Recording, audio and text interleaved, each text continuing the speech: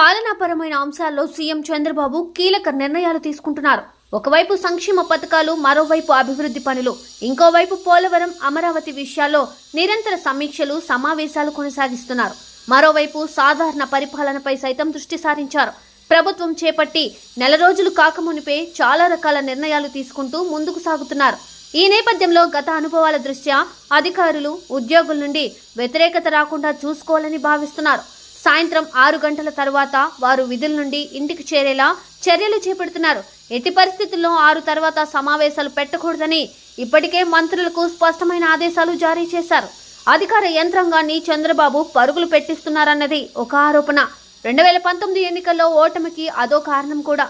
రాత్రి వరకు సమీక్షలు, సమావేశాలతో అధికారులు, ఉద్యోగులు ఇబ్బంది పడేవారు.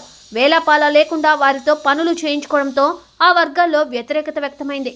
2014 నుండి 2019 మధ్య ఉద్యోగ వర్గాలకు చంద్రబాబు సర్కార్ అన్ని రకాల రాయితీలు, సౌకర్యాలు కల్పించింది. కానీ కేవలం పనితీరు కారణంగానే చంద్రబాబు సర్కార్పై వ్యతిరేకత పెంచుకున్నారు ఉద్యోగ వర్గాలు. అందుకే ఈసారి చంద్రబాబు ఉద్యోగుల విషయంలో జాగ్రత్తలు తీసుకుంటున్నారు. గతం మాదిరిగా తప్పిదాలు జరగకుండా చూస్తున్నారు. సాయంత్రం 6 గంటలు దాటిన తర్వాత సమీక్షలు నిర్వహించవద్దని అటువంటి మంత్రులతో పాటు ఉన్నతాధికారులకు ఆదేశాలు జారీ చేశారు. టెలికాన్ఫరెన్స్, వీడియో కాన్ఫరెన్స్ వంటి వాటి విషయంలో కూడా సమయపాలన పాటించాలని సూచిస్తున్నారు. తాజాగా మరో ఆదేశం ఇచ్చారు. ఎటువంటి సమీక్ష అయినా 30 నిమిషాల్లో ముగించాలని, సుదీర్ఘ సమయం సమీక్షించవద్దని కూడా ఆదేశాలు ఇచ్చారు. రాష్ట్రంలో రహదారుల సమస్యపై నిన్ననే సమీక్షించారు చంద్రబాబు. కేవలం 30 నిమిషాల పాటు సమీక్షకు కేటాయించారు. అధికారులు కూడా ఏం చెప్పాలనుకున్నా 20 నిమిషాల్లో సమీక్షలు ముగించాలని సీఎం ఆదేశించారని తెలుస్తోంది.